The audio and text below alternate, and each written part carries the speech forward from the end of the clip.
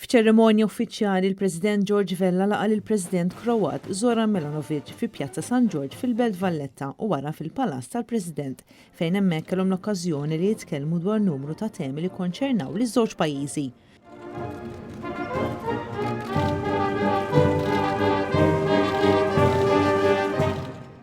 Waqt din il-laqgħa huma tkellmu fost oħrajn dwar id-dħul tal-Kroazja fiż-żona Ewro hekk kif jannar tas-sena d-dieħla il-Kroazja se tkun qed tingħaqad ma' 19-il pajjiż Ewropew li għandhom il-munita komuni tal-Ewro.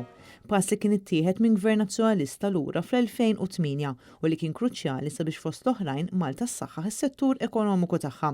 Fl-istess laqgħa saru wkoll diskussjonijiet dwar il-Baħar Mediterran u kif Malta tista' tkompli tgħin fis-sitwazzjoni tal-immigranti. Il-President George Vella żied jgħid li Malta se tibqa' tagħmel l-almu kollu tagħha sabiex il-problema tat-tibdil fil-klima u dik tal-immigrazzjoni ikunu indirizzati fl-aħjar interess tal-popli milquta. Huma tkellmu wkoll dwar is-sitwazzjoni tal-gwerra fl-Ukrajna u dwar l-impatt li qed tħalli din il-gwerra li ħolqot instabilità madwar id-dinja kollha. B'dan kollu qed jiġri wara sentejn ta' pandemija li wkoll affettwat lid-dinja kollha. Wara il-President tar-Repubblika tal-Kroazja qiegħed kuruna tal-fjuri quddiem il-monument tal-gwerra fil-Furjana u aktar tard wara nofsinhar iltaqa' mal-kap tal-Partit Nazzjonalista Bernard Grech. Matul din il-laqgħa huma tkellmu dwar numru ta' temi li jikkonċernaw liż-żewġ pajjiżi fosthom il-qagħda politika kif ukoll il-gwerra fl-Ukrajna qed taffettwa lill-pajjiżi kollha.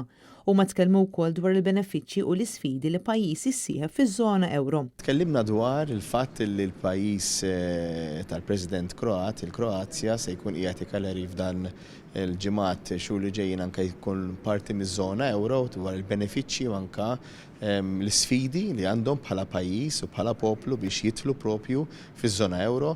Tkellimna wkoll dwar is-suċċess tal-Partit Nazzjonalista meta kien fil-Gvern li fil-fatt adotta iż-żona Ewro u konna parti mill-Munita Ewro u allura x'għamilna biex propju kellna dak is-suċċess dak iż-żmien. Temi oħra li ġew diskussi kienu s-sistema elettorali ta' pajjiżna kif ukoll il-ħidma tal-Parlament Malti. Preżenti għal din il-laqgħa kien hemm il-Viċi Kap tal-Partit Nazzjonalista David Aġus, is-Segretarju Ġenerali Michael Piccinino, kif ukoll id-Deputati Nazzjonalisti Beppe Fenek Adami u Mark Antony Samut.